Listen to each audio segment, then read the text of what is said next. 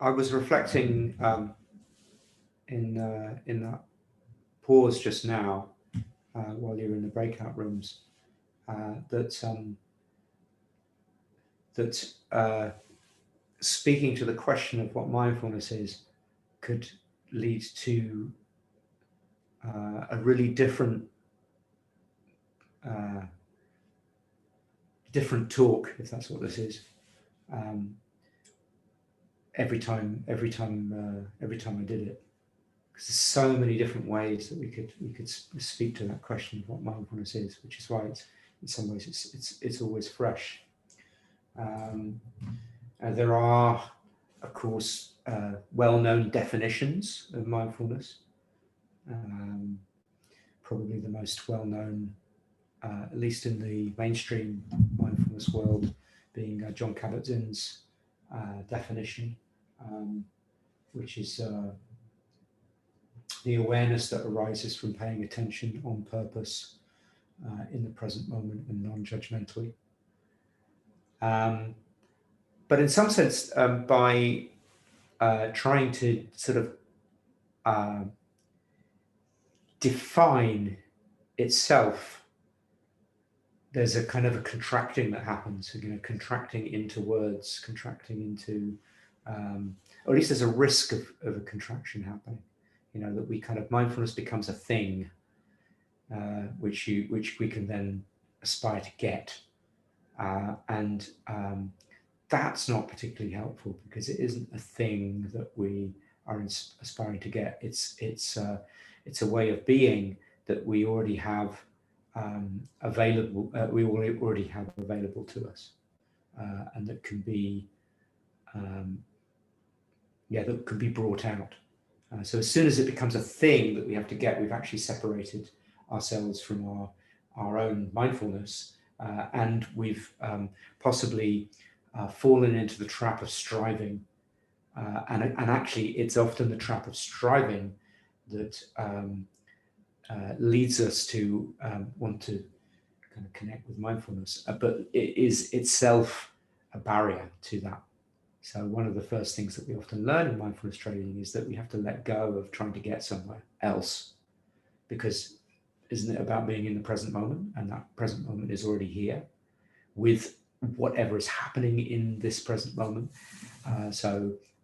Therefore, it's not about trying to get rid of experiences we don't like, or trying to chase after experiences that we like. So there's lots of sort of risks of naming and defining mindfulness. Nevertheless, if we don't create any framework for the training, then we're also likely to be lost, because the reality is that we are not generally, completely, and continually expressing our own mindfulness that's within us. We do get lost, we do get caught in other modes of mind, such as the automatic pilot, that themselves separate us from ourselves in ways that tend to be harmful to our well-being. So one way that I look at this question is to use the words knowing and being, because mindfulness is being. By that I mean it's an experiencing that invites us to connect with our senses, as in the 5 senses that we know: taste and smell and touch and sight and hearing, and which often tends to be kind of lost in the power of thinking, and how we get caught in that power of thinking, and somehow that is another separation that can happen as we get lost in thought. And it's even a phrase, isn't it? Lost in thought. And when we are lost in thought, we've lost touch with our senses. And so there's there's a sense that mindfulness by encompassing the whole of our being, and that's not that thought's excluded, but it's just that it tends to dominate. And so it's a kind of a rebalancing by giving a deliberate attention to our senses, to this body that we're in which the senses are kind of housed and through which we experience the senses.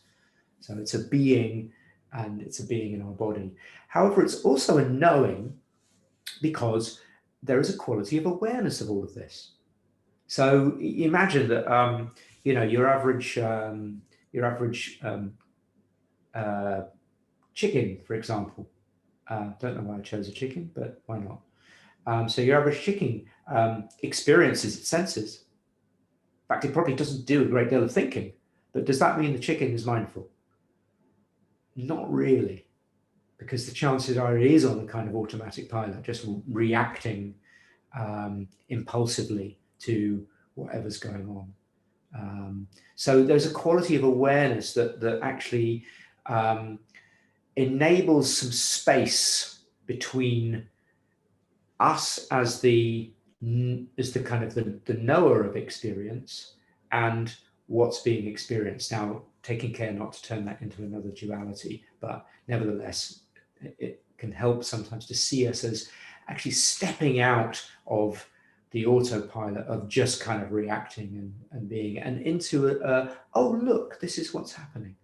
This is what's going on in my mind and my body, which is what I invited you to play with in the pause at the beginning of the session. And by recognizing what's happening in our body and mind, so that's the key, it's the recognizing. You imagine the chicken probably doesn't recognize, it just experiences. But by recognizing our experience, we actually access a realm of knowing that is a way of experiencing the being, a way of being with the being. So knowing and being. So, sometimes on retreat days, I find myself giving the guidance, sort of, we are knowing the being and being the knowing. So that could be a definition of mindfulness, if you like, being the knowing and knowing the being. However, if we weren't in a mindfulness class and somebody was to ask you, what's mindfulness? And you said to them, it's knowing the being and being the knowing, they'd probably give you a funny look. In fact, some of you might even be giving me a funny look now. It's kind of, it's sort of nebulous in a way that is, it doesn't pin it down. And I like that because it doesn't perhaps have that risk of it becoming a thing, but also it might be difficult to kind of, to really get a sense of it through those words. So this is where John Kabat-Zinn's definition comes in rather nicely. I kind of just tweak it very slightly by saying it's the awareness and the way of life that arises from paying attention on purpose, fully present with warm-heartedness and curiosity. I add in way of life because I think it's not just the awareness, but it's also what comes from the awareness, as in how we live our lives as a result of that awareness. I've also heard it defined as mindfulness is knowing what's happening and learning from it, which is kind of a rather neat little definition too. If definitions are going to be useful, they've got to be somehow memorable and easy to understand. So what's contained in that knowing what's happening and learning from it? Well, it's the way of being itself. It includes the practices that help us to connect with that way of being. So this is where meditation comes in, that we can actually consciously cultivate this skill of mindfulness. Mindfulness also is the fruition of that skill. It's the result. Mindfulness results from meditation training. And it's been shown through a lot of the research that we can actually affect our quality of relating to experience with practice. But we might still be a little bit lost. It's like, well, okay, it's an awareness and a way of life that arises from paying attention, but what actually happens? Well, okay, two ways of answering that then. Personally, and I can only speak from my own personal experience, I've been practicing this for about 20 years, and lots of changes have happened in my life. And I can't absolutely say that, mindfulness, that these changes wouldn't have happened without mindfulness training, but I think it's pretty unlikely. My career has changed. My relationships have very much changed. My sense of well-being has very much changed. My sense of being content, using that word rather than happy, I think, because I think content is perhaps a better word. Being more content, and a kind of a greater sense of understanding of kind of what is going on in life, which is where I was very lost at the beginning. I very much felt like I wanted to know what was going on, but I didn't understand my own experience or the world in general. And mindfulness training has given me that, at least insofar as I can know. Lots and lots of things I don't know. And I think the practices have had something to do with that.